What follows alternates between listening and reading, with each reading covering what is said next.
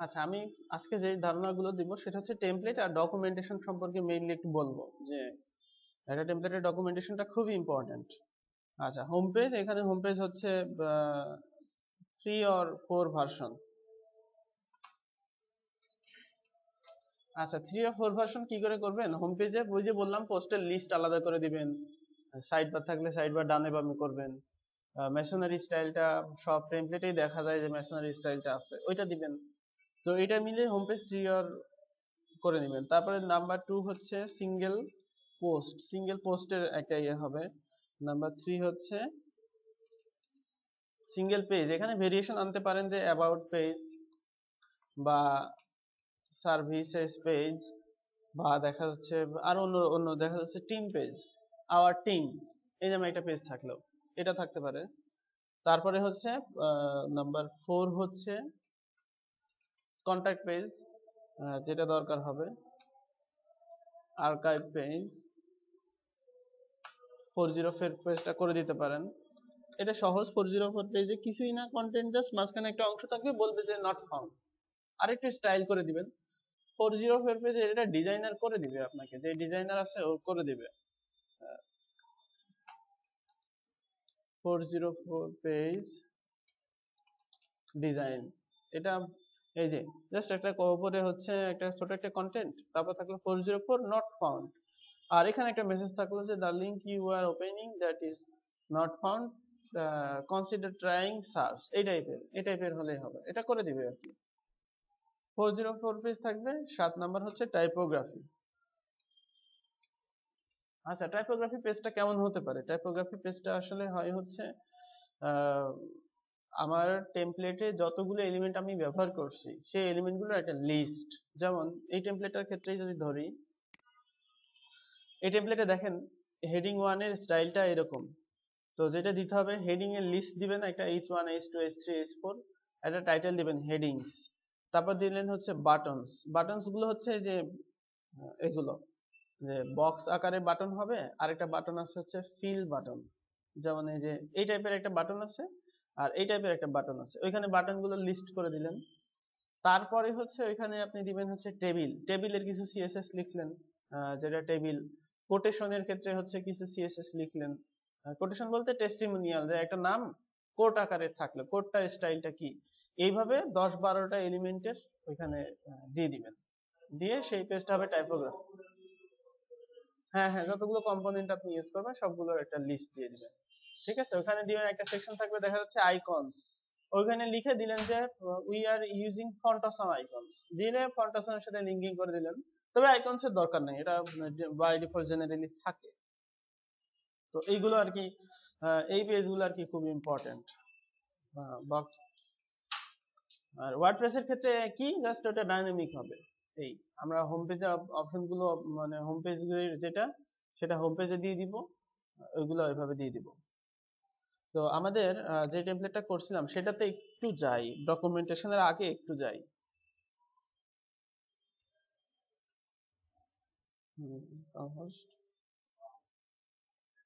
বাজ না।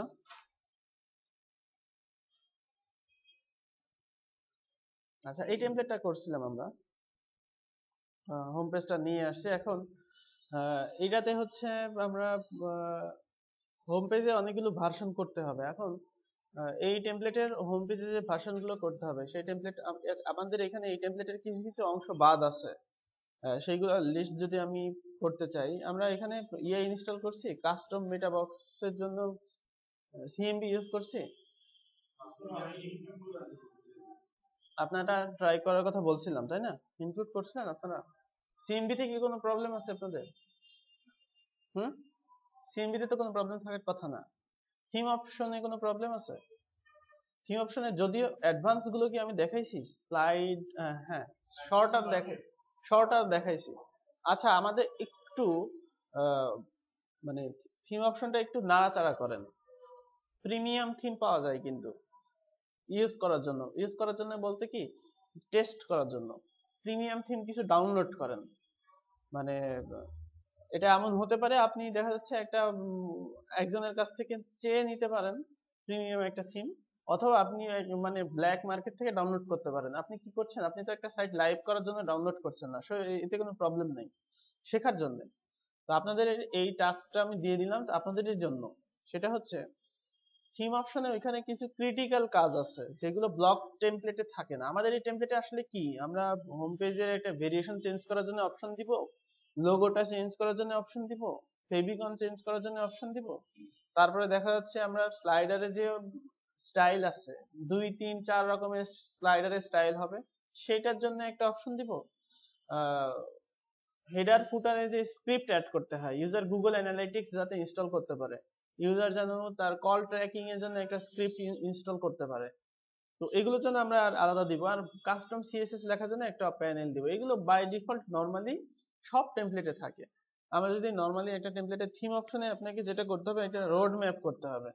রোড ম্যাপটা হচ্ছে সব থিমে কি লাগে, আমরা যদি ব্লক থিম বেস করে একটা থিম অপশন বানাই, সেকশন গুলো কি হতে পারে একটু লিস্ট করে দেন, সুবিধা হবে।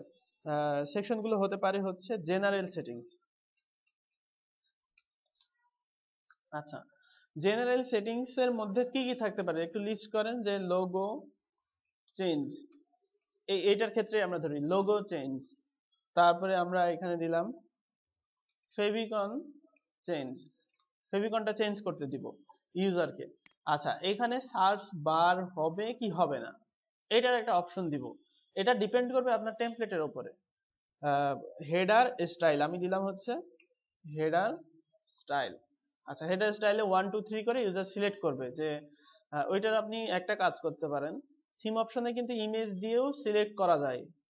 অর্থাৎ এই তিনটার ইমেজ লং আকারে ইমেজ থাকবে, যেটা একটা থাকবে হচ্ছে এখানে, আর এটা ডিজাইন আপনি করবেন যেটা লোগোটা থাকবে অনলি মাঝখানে, দুই পাশে থাকবে সোশ্যাল বুকমার্কিং, এখানে সোশ্যাল বুকমার্কিং থাকলো, বা এখানে দেখা যাচ্ছে থাকলো যে ছোট্ট একটা মেনু, এই টাইপের হতে পারে। তো এরকম হেডার স্টাইল চুজ করার জন্য ওইখানে আপনি দিয়ে দিলেন। আচ্ছা, আবার যদি মনে করেন যে হেডার স্টাইলের জন্য আমি আলাদা হচ্ছে জেনারেল সেটিংস এর নিচে আরেকটা করব হেডার স্টাইল, এটাও করতে পারেন। আচ্ছা, আমরা ওইখানে ওইটা বাদ দিলাম যে জেনারেলে আর কি কি থাকতে পারে। তো জেনারেলে এখানে আমি হচ্ছে logo change, favicon change, colour change, তারপরে হচ্ছে আচ্ছা এইগুলো হচ্ছে জেনারেল সেটিংস এ সব থিমে যেগুলো থাকে। তারপর হচ্ছে টাইপোগ্রাফি। আচ্ছা, টাইপোগ্রাফিতে এখানে রিটেক্স এর খুব সুন্দর একটা অপশন আছে ফন্ট সিলেক্ট করার জন্য, গুগল ফন্ট অটোমেটিক্যালি ওখানে থাকে, জাস্ট আপনি সিলেক্ট করে দিলে ওই অনুযায়ী ফন্ট সে ওই নিয়ে নিবে, আপনাকে কোনো ইন্টিগ্রেশন করতে হবে না ওইখানে। ওই ফন্টটা ওইখানে সিএসএস এ পেয়ে যাবে আর কি, বডিতে আমরা দিয়ে দিব, বা যখন আমরা নিব তখন বুঝতে পারবো। যাই হোক, এখানে হচ্ছে গুগল ফন্ট সিলেকশন এবং সেটার হচ্ছে অপশন থাকবে যে body, Google font selection, font style, তারপরে হচ্ছে ওয়েট, সাইজ। আচ্ছা, বডি হচ্ছে বাই ডিফল্ট, আর একটা হচ্ছে হেডিংস, ওই সেম জিনিস যে এখানে হচ্ছে একই জিনিস থাকবে। এটা হচ্ছে টাইপোগ্রাফি সেটিংস থাকবে প্রত্যেকটা থিমে। টাইপোগ্রাফি মানে হচ্ছে আমাদের এই টেমপ্লেটে একটা টাইপোগ্রাফি আছে, যে আমরা এখানে নোটো সান্স নামে একটা ফন্ট ইউজ করছি, আর এখানে হচ্ছে একটা স্পেশাল ফন্ট ইউজ করছি। ইউজার চাইলে এটাকে ইচ্ছা মতো চেঞ্জ করে দিতে পারবে, যে দুইটা ফন্ট আপনি ইউজ করবেন। যেমন এই টেমপ্লেটটা সিএসএস এ যদি দেখেন, এটা সিএসএস খুব সুন্দর করে সাজানো আছে, টেবিল অফ ইন্ডেক্স করে এখানে হচ্ছে base CSS, typography and colours, left section CSS, right menu CSS, মোডালের জন্য একটা, মেইন মেনু স্ক্রল এরিয়ার জন্য, Flickr fit, single post, comments. তো এখানে যদি দেখেন যে টাইপোগ্রাফি সেটিংস এর জায়গাতে যেখানে আমরা ওই যে অ্যান্টন ফন্টটা যেটা হচ্ছে ইউজ করছি আর কি, ওপেন সায়েন্স ইউজ করা হচ্ছে বাই ডিফল্ট, আর অ্যান্টনটা ইউজ করা হয়েছে আপনার হচ্ছে হেডিং গুলোতে, আর তারপর হচ্ছে পোস্টের জন্য ইউজ করা হয়েছে নোটো সেরিফ এই নামের ফন্টটাকে। এটা এই যদি এটাকে আলাদা করে দিতে হবে, শুধুমাত্র ফন্টটা এখানে থাকলে হবে। তো এটা হচ্ছে টাইপোগ্রাফি। এখানে আরেকটা কালার নামে একটা অপশন দেওয়া আছে, যে আপনি চাইলে এই থিমের কালার যে কোনো কিছু দিয়ে চেঞ্জ করতে পারেন। যেমন আমি যদি গ্রিন চাই, আমি ইজিলি থিম অপশন থেকে গ্রিন করে দিব, এটা গ্রিন হয়ে যাবে। এখানে যদি দেখেন আমি সিএসএস ওপেন করে এখানে আমি কালারটা, তিনটা কালার আছে মেইনলি, সেটা হচ্ছে এখানে আমি দিই গ্রিন, আচ্ছা, গ্রিন করে দিলাম, এটার বর্ডার কালারটা গ্রিন এবং এটা গ্রিন। তাহলে এখন আমার ওই টেমপ্লেটটা সম্পূর্ণই গ্রিন হয়ে যাবে এবং গ্রিন আকারে সাপোর্ট করবে। এটা আপনাকে HTML টেমপ্লেট বানানোর সময়ই কিন্তু এটা ডিফাইন করে দিতে হবে, তাহলে ইউজার ইচ্ছা মতো তখন আমরা থিম অপশন নিয়ে সব জায়গাতে একটা জায়গাতে কালার চেঞ্জ করলে যত জায়গা আছে সব জায়গাতে কালার চেঞ্জ হয়ে যাবে। তো থিম অপশনে ওইখানেই মেইনলি আমরা ডাইনামিক করব, যে এখানে হচ্ছে ইউজার কালারটা চেঞ্জ করবে তখন ওইখানে। আচ্ছা, টাইপোগ্রাফি এখানে গেল, যে আমরা একটা টেমপ্লেটের টাইপোগ্রাফি চেঞ্জ করে দেব। এরপরে আসেন হচ্ছে এই টেমপ্লেটের কোন কোন সেকশন আমরা চেঞ্জ করার অপশন দিচ্ছি, সেই সেকশনের জন্য আলাদা করে আপনি একটা রেজিস্টার করেন। যেমন লোগো যদি আপলোড করে ইউজার, এখানে লোগো যদি আপলোড করে তাহলে এটা কিন্তু আর থাকবে না, ঠিক আছে? বা আপনি যদি এমন অপশন করতে চান যে লোগো আপলোড করলে শুধুমাত্র এই লেখাটা চেঞ্জ হবে, এটা থাকবেই। বা ওইখানে আরেকটা অপশন থাকতে পারে যে ইয়েস নো আকারে, যে অন অফ নামে একটা সুইচ অফ অন অফ আছে, যে show blog description or not, এটা শো করলে এখানে আসবে, আর যদি না শো করে ওখানে আসবে না, এই টাইপের। আচ্ছা, ওইগুলো ইন্টারনাল সেকশনের জন্য। যেমন আমাদের এই টেমপ্লেটটাতে কি কি সেটিংস থাকতে পারে, যে হেডার সেটিংস, হেডার সেটিংস এর মধ্যে যা যা আছে সেগুলো দেন, যে হতে পারে হচ্ছে হেডার স্টাইল, তারপরে হচ্ছে এখানে আপনি সোশ্যাল বুকমার্ক যদি থাকে সেক্ষেত্রে তার সাব অপশন গুলো হবে, যে ইউজার ইচ্ছা মতো সোশ্যাল বুকমার্কটা অ্যাড করতে পারবে। আচ্ছা, যদি সোশ্যাল বুকমার্ক দুই জায়গাতে থাকে, অনেক সময় থাকতে পারে না যে হেডারে এখানে সোশ্যাল বুকমার্ক আছে, ঠিক নিচে এখানে আবার সোশ্যালে যেটা দেখাচ্ছিলাম এখানেও সোশ্যাল বুকমার্ক আছে, এরকম দুই জায়গায় যদি হয় তাহলে সেটাকে জেনারেল সেটিংস এর আন্ডারে নিয়ে যান। কারণ ইউজার কনফিউজড হবে যে আমি হেডার সেটিংস মানে কি, শুধু হেডারেই চেঞ্জ করব, ফুটারে কেন চেঞ্জ হবে? যদি এটা দুই জায়গায় ইউজ হয় জেনারেলের মধ্যে নিয়ে ছেড়ে দেন, ঠিক আছে? আচ্ছা, তো এখানে আরো যদি কোনো সেকশন থাকে সেই সেকশনটা আপনি এখানে দিয়ে দিতে পারেন, যে এখানে যেমন টাইপ হিয়ার টু সার্চ, এটা ইউজার চেঞ্জ করার অপশন আমরা দুইটা অপশনই রাখি। একটা অপশন আমরা কোথায় দিচ্ছি, যে ডাইনামিক্যালি হচ্ছে মোপো দিয়ে চেঞ্জ করতে পারবে, তো এটা ইউজারের জন্য একটু ডিফিকাল্ট মোপো দিয়ে চেঞ্জ করা ল্যাঙ্গুয়েজ ফাইল দিয়ে। তো সেজন্য আমরা এখানে অপশন করে দিতে পারি যে সার্চ প্লেস হোল্ডার টেক্সট দিলে ওই সার্চ প্লেস হোল্ডার টেক্সটটা ওইখানে যাবে। আচ্ছা, এখানে হচ্ছে হেডার সেটিংস ওটা থাকতে পারে। তারপরে হচ্ছে স্লাইডার সেটিংস, যে স্লাইডারের স্টাইলটা কি হবে এবং স্লাইডারের যে সাব সেটিংস গুলো, যেমন অ্যারো বাটনটা কোথায় শো করবে, কয় মিনিট পর পর স্লাইড হবে, কোন স্টাইলটা স্লাইডের জন্য ইউজ করা হবে, কোন পোস্ট থেকে স্লাইডারের পোস্ট গুলো এমবেড করা হবে, user manually slider option use করতে পারবে কিনা, কারণ ইউজার পোস্ট থেকে ছাড়াও সে নিজে স্লাইডার অ্যাড করতে চাইতে পারে, সেক্ষেত্রে আমরা স্লাইডস নামে অপশনটা ইউজ করতে পারি। এবং এখানে আবার ফলব্যাক দিয়ে দিতে হবে, যে ইউজার যদি স্লাইডসে কোনো আইটেম থাকে তাহলে পোস্ট থেকে সেই কোনো ডেটা আসবে না, ঠিক আছে? এরকম অপশন করে দিতে হবে। এটা আপনারা ইজিলি পারবেন না, যে স্লাইড ওখানে একটা অপশন থাকবে, ওই অপশনে যদি কোনো কন্টেন্ট পায় ইউজার, তাহলে আর এটা কি মেইনলি আমরা কোথা থেকে নিয়ে আসবো, পোস্ট থেকে নিয়ে আসবো, একটা ক্যাটাগরি থেকে, তাই না?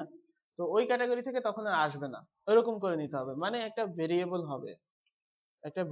হবে, যেটা হচ্ছে স্লাইডস ইকুয়াল, এখানে মনে করেন আমার থাকবে হচ্ছে স্লাইডস, যদি আমার এখানে থাকে হচ্ছে একটা অপশন রেজিস্টার করলাম স্লাইডস টাইপ, তো স্লাইডস টাইপ হচ্ছে এখানে অপশন গুলো থাকবে হচ্ছে ফর্ম এই ক্যাটাগরি, আর একটা অপশন থাকলে হচ্ছে অ্যাড অন স্লাইডস। তো যখন user add on slides click করবে, ওই যে রিডাক্সের হচ্ছে রিকোয়ার্ড দেখাইছি আপনাদের, যে একটা ফিল্ডে ক্লিক করলে ওই ফিল্ডের অধীনে ফিল্ডগুলো থাকলে সেগুলো শো করবে, দেখাইছি মেবি, দেখেনি না? আচ্ছা, আমি ওটা বলে দেবো, কোনো সমস্যা নয়। তো যখনই ইউজার স্লাইডস নিজে দিতে চাইবে তখন তার হচ্ছে স্লাইডস দেওয়ার অপশন চলে আসবে। যখন ইউজার পোস্ট সিলেক্ট করবে, পোস্ট দেওয়ার হচ্ছে যে ক্যাটাগরি সিলেক্ট, সেই ক্যাটাগরি সিলেক্টটা চলে আসবে। তো ওইরকম থাকবে, তখন আমরা ওইভাবে কল করব এবং ওই অনুযায়ী আমরা পরবর্তীতে সেট করব। আচ্ছা, তো স্লাইডার সেটিংসে আপনি ওই জিনিসগুলো দেন। আর এখানে হচ্ছে জেনারেল সেটিংসে আরো একটা যাবে, যে হোম পেজ পোস্ট স্টাইল, এটা জেনারেল সেটিংস এর মধ্যেই দেন, যে হোম পেজ স্টাইল দিলে ওখানে হোম পেজ 1 2 3 এবং এটা একটা ইমেজ সিলেক্ট আকারে দিয়ে, তাহলে সুবিধা হবে। আর যদি মনে করেন এমনি নরমালি প্লেন করে দিবেন, প্লেন করে দিতে পারেন, আপনার উপর ডিপেন্ড করছে যেভাবে সুন্দর হয় থিম অপশনটা দেখতে, ইউজারের জন্য খুব ইজি হয় যেটা, সেটাই করা উচিত। আবার অনেক সময় হয় কি আমরা সিম্পল দিয়ে দিতে পারি, কারণ ডেমোতে তো দেওয়াই আছে যে আসলে কোনটা কিরকম হবে। ওখানে একটা লিংক দিয়ে দিলেন যে you can see home page styles here, দিয়ে আপনার ওই যে যেখানে ডেমো আপ করে রাখছেন সেখানকার লিংক দিয়ে দিলেন, তাহলে ইউজার ওখান থেকে ইজিলি দেখে নিতে পারলো যে কোন স্টাইলটা সিলেক্ট করলে কিরকম হবে। তো এরকম ইউজারকে ভিজিটরকে আসলে যত সাইটে আনা যায় ততই ভালো। আমি অনেক সময় দেখছি একটা ব্লগ টেমপ্লেট এরকম ইউজার ভিজিটর এনে এই আসলে এই ডান পাশে বা বাম পাশে একটা অ্যাড দিয়ে দেয় যে আওয়ার নিউ টেমপ্লেট অমুক ইজ রিলিজড, চেক আউট। তাহলে একটা পসিবিলিটি থাকে যে ইউজার ডেমো সিলেক্ট করতে করতে আমার সাইটে চলে আসলো, ওইখানে একটা ক্লিক করতে পারে, ক্লিক করে ইন্টারেস্টেড হতেই পারে। সো যত মানে আপনার এটা আপনার উপর ডিপেন্ড করে আর কি সব সময়, যে ওই ডেমো টেমপ্লেটে আমি নিয়ে আসবো, নিয়ে এসে ওইখানে দেখাবো। অথবা আপনি যদি মনে করেন ওইখানে একটা লাইট বক্স সেট করবেন যে ইউ ক্যান সি অমুক স্টাইল ইজ হেয়ার, দিয়ে ওইখানে ক্লিক করলে লাইট বক্স আকারে ওই স্টাইলটা শো করবে, এই একটা ইমেজ, জাস্ট একটা ইমেজ, এটাও আপনি দিতে পারেন। সেটা আপনার উপর নির্ভর করছে যে কিভাবে আপনি ওইখানে সেট করতে পারেন। রিডাক্সে ওইখানে আপনি জাস্ট এইচটিএমএল এ লিংকিং করে দিলেন, নিউ ট্যাবে ওপেন হবে এবং সেটা থিম ডিরেক্টরি থেকে আসবে, আপনার সার্ভার থেকে না, জাস্ট ওদের যে থিমটা ইনস্টল করছে ওই থিমের ডিরেক্টরি থেকে একটা ইমেজ দেখা যাবে এই। আচ্ছা, হোম পেজ স্টাইলটা ওখানেই থাকবে। তারপরে এখানে আমাদের হোম পেজ স্টাইলটা আমি সিলেক্ট করলাম এবং সেই অনুযায়ী আমাদের হচ্ছে জাভা স্ক্রিপ্ট গুলো সেট করতে হবে। যেমন মেসোনারির জন্য আমি যদি এখানে যাই, এখানে মেসোনারিটা দেখেন কল করা আছে, এই যে মেসোনারি। তো যখন আমরা মেসোনারি ইউজ করব না তখন তো এটা কল করার কোনো দরকার নাই, তখন ওইখানে ওই অনুযায়ী আমাদের এনকিউ করতে হবে যে ইউজার অমুক স্টাইল সিলেক্ট করছে, এই স্টাইলের জন্য কোনো মেসোনারি স্ক্রিপ্টটা লোড হওয়ার দরকার নাই। আবার অমুক স্ক্রিপ্ট অমুকটা সিলেক্ট করছে ওইটার জন্য মেসোনারি লোড হওয়ার দরকার আছে, তখন এইভাবে কল করবেন যাতে ইউজারের আননেসেসারি কোনো কিছু না হয়। যেমন এখানে যে আমি কি করছি, হোম পেজ যেটা হচ্ছে 2, দেখেন হোম পেজ 2 এর জন্য আলাদা আমি যদি সিএসএস দেখি, স্টাইল সিএসএস, হোম পেজ 2 এর জন্য আমাদের ঠিক এখান থেকে এই সিএসএস টুকু, এই সিএসএস টুকু। তো কেউ যদি হোম পেজ 1 ইউজ করে তাহলে তো তার এই সিএসএস টুকু লোড হওয়ার কোনো দরকার নাই। দরকার আছে? দরকার নাই। তাহলে এমন ভাবে এই সিএসএস টুকু আমাদের দিতে হবে যেন হোম পেজ 2 সিলেক্ট করলেই শুধু এই সিএসএস টুকু আসে, হোম পেজ 1 সিলেক্ট করলে যেন না আসে। তো এইভাবে কোনো একটা অপশন ইউজার অন অফ করে দিলেও এমন ভাবে সিএসএস টা লোড হবে যেন ওই অপশনের সিএসএস টুকু যেন লোড না হয়। ঠিক আছে, ডাইনামিক্যালি সিএসএস গুলো আর কি এভাবে লোড করাতে হবে। এটা আপনার থিমের উপরে ইয়ে হয়, কোয়ালিটির উপরে নির্ভর করে। তো স্লাইডারের সেটিংস গুলো এখানে আমি দিয়ে দিলাম। তারপর থাকতে পারে ফুটার সেটিংস, এগুলা আরো হতে পারে, যতগুলো সেকশন দিবেন ততগুলো সেকশনের সেটিংস হবে, এগুলো আর কি জেনারেলের মধ্যে পড়ে না। আর আরেকটা সেকশন থাকবে হচ্ছে ইন্টিগ্রেশন। ইন্টিগ্রেশনের মধ্যে থাকে হচ্ছে কাস্টম সিএসএস, কাস্টম কোডস। আচ্ছা, তো অনেক সময় কি হয়, ইন্টিগ্রেশন এখানে হচ্ছে একটা অপশন দেয় যে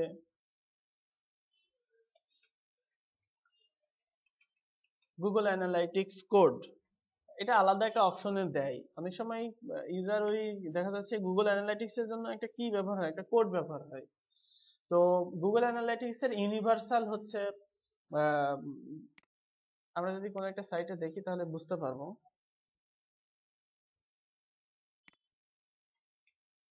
আচ্ছা, প্রথম আলোতে দেখি আছে কিনা।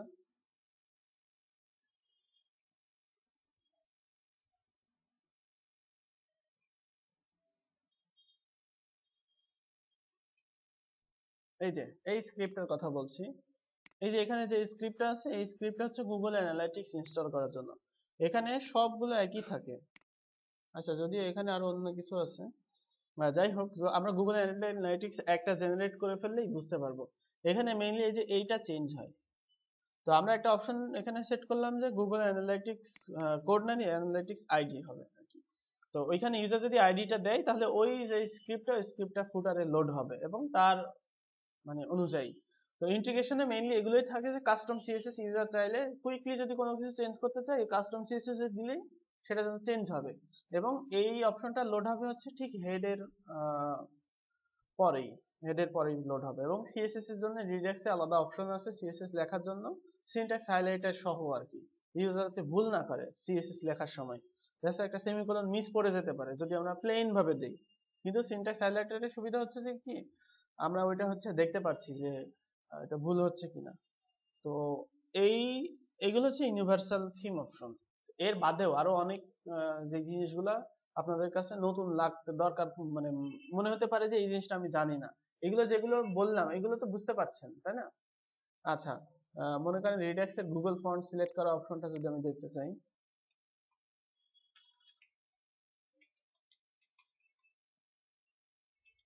রিডাক্স ফন্ট সিলেক্ট,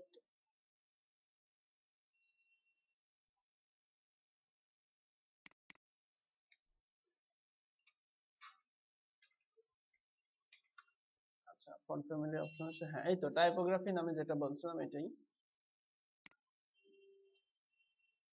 এই ফিল্ডটার নাম হচ্ছে টাইপোগ্রাফি।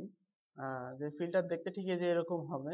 এখানে আপনি একটা অপশন দিবেন যে বডি টাইপোগ্রাফি, আরেকটাই নিবেন, নিয়ে ওটাতে দিবেন হচ্ছে হেডিং টাইপোগ্রাফি। আচ্ছা এটা হচ্ছে ফন্ট ফ্যামিলি, এটা কি হবে ফন্ট ফ্যামিলি এখানে সেটা সিলেক্ট করে দিবেন, স্যান্স না ল্যাটিন এগুলো হবে। ফন্ট ওয়েট, টেক্সট অ্যালাইন এখানে চেঞ্জ করতে পারবেন। আবার যদি আপনি মনে করেন ইউজারকে আমি এত কিছু করতে দিব না, জাস্ট ফন্ট ফ্যামিলি চেঞ্জ করতে পারবে, ফন্ট ওয়েট চেঞ্জ করতে পারবে, ফন্ট সাইজ চেঞ্জ করতে পারবে, আর লাইন হাইট চেঞ্জ করতে পারবে, আর হচ্ছে আপনার এখানে ফন্ট কালার সিলেক্ট করতে পারবে, এটা আপনি করতে পারেন। এটা এই অপশনটার সুবিধা হচ্ছে এখানে ইউজার ফন্টের প্রিভিউটা দেখতে পারবে, গুগল ফন্ট থেকে প্রিভিউটা দেখা যাবে। আচ্ছা আমি সরাসরি দেখি, আমরা রিডাক্স ইনস্টল করছি না আমাদের টেমপ্লেটে, হ্যাঁ ক্লাস্টারে করা হয়েছে না? আচ্ছা ক্লাস্টারে দেখি তাহলে।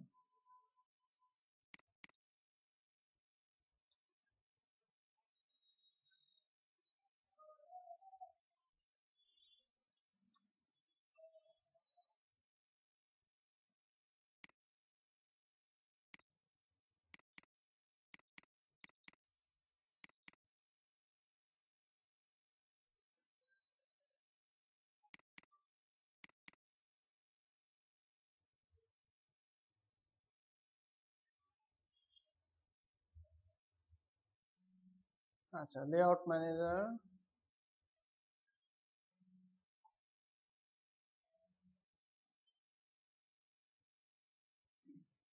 আচ্ছা আমরা একটু দেখে আসি থিম অপশনটা।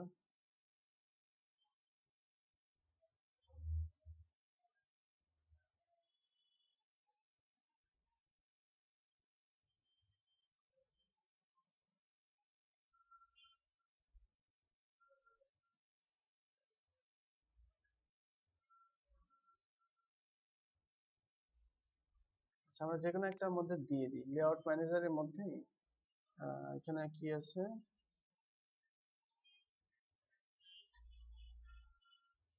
লেআউট ম্যানেজারের মধ্যে আছে হচ্ছে এইখানে দিয়ে দিই।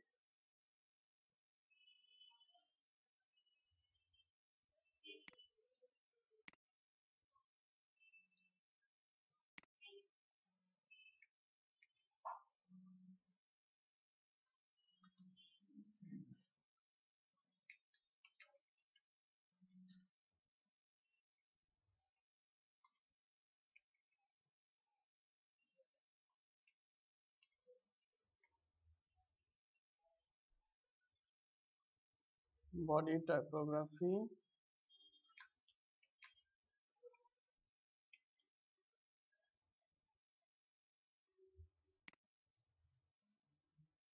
টাইপ হচ্ছে টাইপোগ্রাফি। আর কি কি রিকোয়ার্ড আছে একটু দেখে আসি। আচ্ছা এখানে আরো ডিফল্ট অপশন একটা করা আছে, এটা দেখি, গুগল ট্রু, গুগল থেকে ফন্টটা আসবে।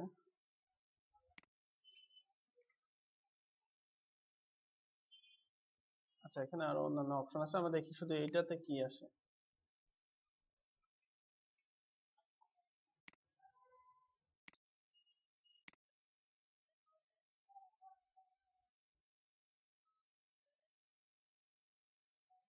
আচ্ছা নাম এগুলো তো দিতে হবে, টাইটেল,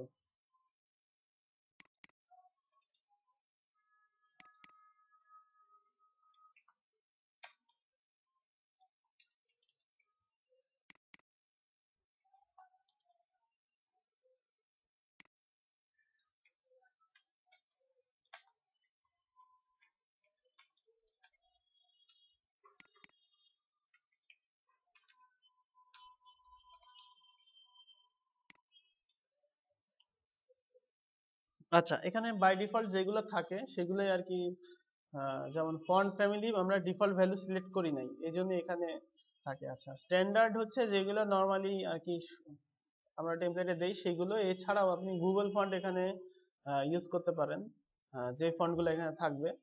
আর আমরা তো এই টেমপ্লেটে একটা ডিফল্ট ফন্ট ইউজ করছি। কি ফন্ট এটার নাম?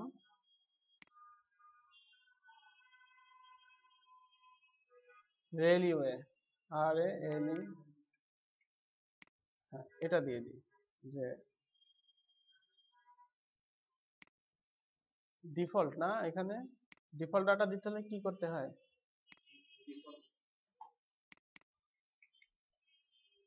ডিফল্ট।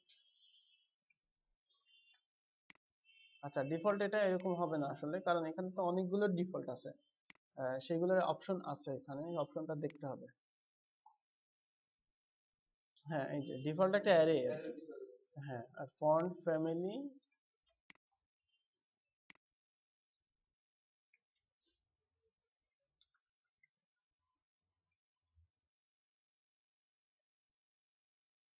কি যেন নাম ছিল? রেলিওয়ে। বানানটা একদম কারেক্ট হতে হবে। আচ্ছা,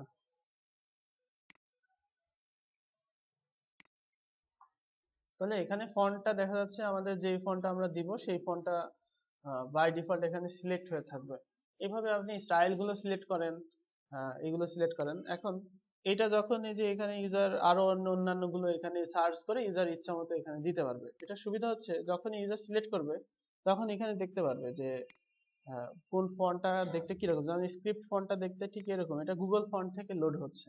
ঠিক আছে, সুবিধা হচ্ছে ইউজার এখানে ইউজার ইচ্ছা মতো এখানে দেখে নিতে পারলো যে এটা কেমন দেখতে হবে। কালার গুলো ইউজার এখান থেকে ইচ্ছা মতো সাইজ কালার সবই দেখতে পারবে। এভাবে ডিফল্ট গুলো দিয়ে দিতে হবে। তো টাইপোগ্রাফি এটা, এটা ডেটাটা কিভাবে পাবেন? এটা তো একটা ডেটা পাবো আমরা, তাই না? তো আমরা ওই যে যেখানে ফন্ট ফ্যামিলি ইউজ করছি সিএসএস এর, আমরা এখানে ফন্ট ফ্যামিলিটা যে অংশটুকুতে আমরা যে টাইপোগ্রাফির জন্য নিছি এটা আর কি পিএইচপি ফাইল থেকে লোড হবে তখন। একটা পিএইচপি ফাইলে আলাদাভাবে আমরা ওইখানে এনকিউ করে দিব। যেখানে আমরা কাস্টম সিএসএস গুলো এনকিউ করব ঠিক সেখানে, অর্থাৎ স্টাইল শিটের নিচে, স্টাইল শিটে তো একটা থাকবেই, সেটা থেকে নিচে আরেকটা এনকিউ করব। আবার যদি মনে করেন স্টাইল শিটে কেটে দিলেন কোনো সমস্যা না, কারণ আমরা তো অবশ্যই এটা আসবেই, এভাবে আমরা সেট করব। তো এখানে হচ্ছে ফন্ট ফ্যামিলির জায়গাতে ওখানে আমরা ওই যে পিএইচপি একো, তারপরে আমরা এখানে নিব হচ্ছে ওই যে থার্ড ব্র্যাকেটের মধ্যে ফন্ট ফ্যামিলি, তারপর প্রত্যেকটার একটা নাম দেওয়া আছে এই যে এখানে কোন কোন ডেটা আপনি এখানে নিতে পারেন, যে font family, font wait, font size, line height, spacing, এইগুলো আপনি ওখানে ইকো করে এটা নিয়ে নিতে পারেন। আপনার যে আইডি থেকে আসবে সেই আইডি থেকে এখানে আপনি নিতে পারবেন। আচ্ছা, তাহলে এই হচ্ছে টাইপোগ্রাফির জন্য গুগল ফন্ট দিয়ে এইভাবে আপনি টাইপোগ্রাফিটা সেট করতে হবে যাতে ইউজার ইচ্ছা মতো সবগুলো চেঞ্জ করতে পারে। কাস্টম সিএসএস যেটা, সেটা হচ্ছে আমরা ওই যেখানে ফন্ট ফ্যামিলির ডাইনামিক ডেটা দিব ওই একই জায়গাতে দিয়ে দিব, তাহলে আমার আর বারবার আরেকটা স্টাইল লোড হওয়ার প্রয়োজন নেই। অর্থাৎ মানে কি, আমি কি বোঝাতে চাইছি, যে আমরা হচ্ছে একটা টেমপ্লেটে যাই, ফাংশনস পিএইচপি তে এই কাজটা করতে হবে এবং ওই ফাংশনস পিএইচপি তে ডাব্লিউপি হেড করে ওটা দিয়ে দিতে হবে, দিয়ে আমরা স্টাইলের মধ্যে ওইটা দিয়ে দিব। একই স্টাইলের মধ্যে যতগুলো আমরা ইউজ করব, যেমন আমরা এখানে কাস্টম জেএস যেখানে ইউজ করব, যেখানে যেখানে কাস্টম জেএস আসবে, কোথায় কোথায় আসবে বলেন তো আমাদের এই টেমপ্লেটে কাস্টম জেএস? আমরা যদি একটু দেখি আহ, আমাদের টেমপ্লেটটা বাজটাই দেখি। আচ্ছা, এখানে কাস্টম জেএস আসতে পারে কোথায়? স্লাইডারে অবশ্যই আসবে, যেহেতু আমরা স্লাইডারে অ্যারো চেঞ্জ করব, আসা যাওয়াটা অটো হবে কি হবে না এটা চেঞ্জ করব, টাইমারটা চেঞ্জ করে দিব, তাহলে আমাদের স্লাইডারটা অবশ্যই কাস্টম জেএস হবে। তো এই জেএসটা আবার ওই ফাংশন পিএইচপিতে একটা স্ক্রিপ্টে লোড করব, অর্থাৎ টোটাল সাইটে সিএসএস লোড হবে আমার হচ্ছে যতগুলো সিএসএস আছে সেগুলো, আর কাস্টম সিএসএস লোড হবে একটা ফাইলে। একটা ফাইল বলতে হেডার পিএইচপি তে লোড হবে, আবার কাস্টম জেএসটাও একটা জায়গাতে লোড হবে। যেখানে আমরা কাস্টম জেএস কল করে দিব সেখানে হচ্ছে আমরা এখানে ইয়ে করে দিব, রিডাক্সের ফিল্ড আছে, এখানে জাভাস্ক্রিপ্ট লেখারও ফিল্ড আছে। আচ্ছা, এখানে যদি আমি যাই ফিল্ডস, সিএসএস নামে যে ফিল্ডটা, সেই ফিল্ডটা একটু দেখেন তাহলে বুঝতে পারবেন।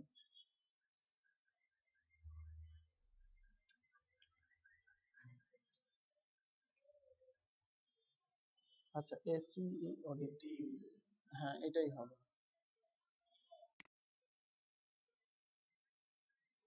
হ্যাঁ এই যে এখানে এখানে মানে এটা হাইলাইট করবে।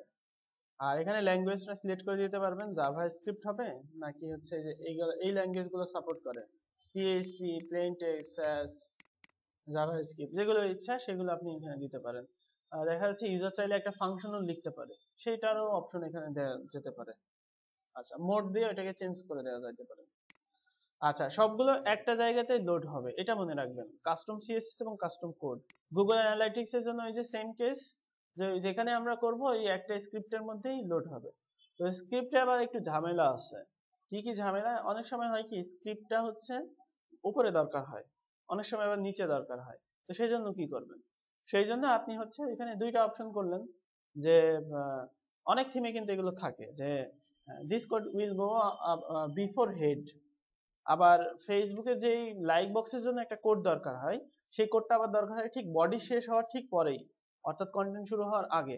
তো সেক্ষেত্রে আপনি এখানে চারটা অপশন করে ফেলতে পারেন যে কোডের জন্য আর কি, কোডের জন্য চারটা অপশন করতে পারেন। একটা হচ্ছে আপনার লোড হবে ঠিক হেডের আগে, আর এটা হচ্ছে বডির শেষে, আর এটা তিনটা আর কি, জেনারেলি বেসিক্যালি তিনটা।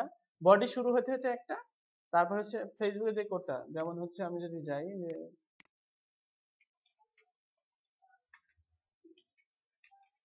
যদিও লগ ইন ছাড়া হবে কিনা আমি শিওর না। হ্যাঁ হবে।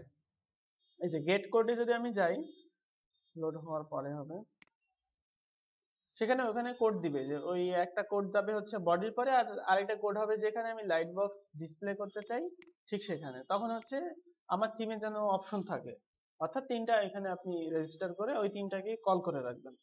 সুবিধা হবে কি একটা থিমে যখন আপনি থিম অপশন তৈরি করে ফেলে সেট করে লাইভ করতে পারবেন, নেক্সট থিম গুলোতে আপনার আর কিছু মনে হবে না, ওই থিম গুলো এমনি আপনি পেরে যাবেন যে যে অপশন গুলো। এবং আপনি এমনও হয় যে ওই যে থিম অপশন পিএইচপি ফাইলটা, ওই ফাইলটা স্টোর করে রাখলেই হয়, পরে জাস্ট ইনক্লুডে গিয়ে ওই ফাইলটা দেখাই দিতে হয়, দেখাই দিলে হয়ে যায়। এটা অনেকে করে কি নিজের নামে একটা ফ্রেমওয়ার্ক টাইপের করে, যে যেমন রেডি থিম ফ্রেমওয়ার্ক দিয়ে ওই ফ্রেমওয়ার্কের মধ্যে যতগুলো কমন জিনিসগুলো থাকে সবগুলো এখানে থাকে। ফ্রেমওয়ার্কের মধ্যে একটাতে ফোল্ডার থাকে থিম অপশন, থিম অপশনের মধ্যে থিম অপশনের যে ফাইলটা সেটা, তারপর থাকে প্লাগইনস, কিছু প্লাগইনস থাকে যেগুলো আমাদের সব থিমে প্রয়োজন হয়। ওই যে আমি বলেছিলাম না এর আগে যে জেনারেলি যে প্লাগইন গুলো দরকার পড়ে, বলছিলাম বুটস্ট্র্যাপের শর্টকাট গুলো, তারপরে হচ্ছে ওয়ার্ডপ্রেসের যেই ডিফল্ট যে জিনিসগুলো দরকার হয়, রিলেটেড পোস্ট, যে পোস্টের জন্য যেটা, তো ওইগুলো আর কি ওইখানে রেখে দিতে হয়, যে একটা টুলকিট প্লাগইন যেটা সব থিমে কাজে কাজে করবে আর কি, এই টাইপের একটা স্টাইল ছাড়া একটা প্লাগইন, যে এইগুলো আর কি ওই ওই ফ্রেমওয়ার্কের মধ্যে রাখতে হয়। রাখলে হয় কি একটা থিম তৈরি করতে পারলে পরবর্তী থিমগুলোতে আর কোনো কষ্ট হয় না। তখন দেখা যাচ্ছে যে আপনি নিজে কষ্ট করে একটা ফ্রেমওয়ার্ক তৈরি করলেন, বাকি কিছু ডেভেলপার থাকলো সেগুলো তারা হচ্ছে অন্য যে জেনারেল কাজগুলো সেই কাজগুলো তারা করলো। কেউ হচ্ছে কমেন্টের ব্যাপার স্যাপার গুলো দেখলো, কেউ হচ্ছে ডকুমেন্টেশন রাইট করলো, করে একটা টিম করে আপনি ইজিলি কাজ করতে পারেন। আপনাকে মেইনলি আপনাকে সব মানে এটা সেট তৈরি করতে হবে, ঠিক আছে? তো হ্যাঁ এটা এটা as like as quick start pack টাইপের, যে একবার মানে এটা আর কি ব্রেনের কুইক স্টার্ট হয়ে যাচ্ছে, কোডগুলো আপনার থাকছেই যেখান থেকে আপনি নিয়ে কাজ করে ফেলতে পারছেন, ঠিক আছে? তো যখনই কোনো কোড লিখবেন তখনই ওই মানে থিমটাতে একটু স্টাডি করবেন। আপনার প্রথম থিম অ্যাপ্রুভ হোক, 1 বছরে অ্যাপ্রুভ হোক, কোনো সমস্যা নেই, ঠিক আছে? কিন্তু আপনার ভিতটা যেন শক্ত হয়, এই টাইপের আর কি ইয়ে করবেন। তো আপনাদের যে কাজটার কথা বলছিলাম সেটা হচ্ছে থিম অপশনে আর কোন জিনিসটা আপনি বুঝতে পারছেন না সেই জিনিসটা লিস্ট করে নিয়ে আসেন আগামী কালকেই। কালকে আমি থিম অপশনের বাকি জিনিসগুলো দেখাবো। তাহলে আপনাকে আজকে যেটা করতে হবে যে থিম ডাউনলোড করতে হবে, অন্য থিম গুলো ডাউনলোড করে দেখতে হবে ওইটার থিম অপশন কি আছে এবং ওইটাতে চেঞ্জ করলে কি চেঞ্জ হচ্ছে, একটু খাটতে হবে, ঠিক আছে? কাজ কিন্তু সহজ কাজ দেয় না, একটু কঠিন কাজই দিছি। থিম ডাউনলোড করে ওইটাকে আবার চেক করে দেখাটা একটু কঠিন কাজ, ঠিক আছে?